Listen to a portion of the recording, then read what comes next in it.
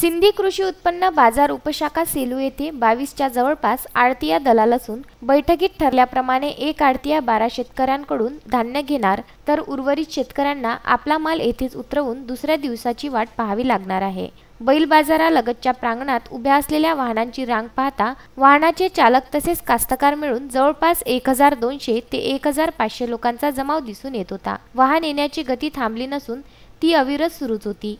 जमावबंदीची होत असलेली अवहेलना पाहत नगरपंचायत सेलूच्या लोकांनी याबाबत आक्षेप घेत प्रतिदिन 10 ते 12 वाहनांना बोलविण्यास पाहिजे होते असे सांगत समजविण्याचा बराच प्रयत्न केला, परंतु त्यांच्या आदेशाला केराची टोपली दाखविल्या जात असल्याने तेही हतबल झाले आहे।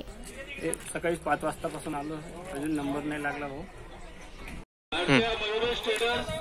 आमच्या दलाल लोकांनी आम्हाला तारीख दिली की आजची। लॉकडाऊनमुळे शेतकरी अडचणीत सापडला असून सोशल डिस्टन्सिंगचं भान ठेवून जरुरी तेवढ्याच वाहनांना प्रवेश दिला असता होणारी गर्दी टाळू शकता आली असती, परंतु बाजार समितीने याकडे पूर्णपणे दुर्लक्ष केल्याचं दिसून येत आहे। उसळलेल्या गर्दीमुळे एखाद्याला संसर्गजन्य कोरोना आजाराची लागण झाल्यास याला जबाबदार कोण राहणार असा प्रश्न येथील नागरिकांनी उपस्थित केला आहे। अभय बेद मोहता, विदर्भ न्यूज, सेलू।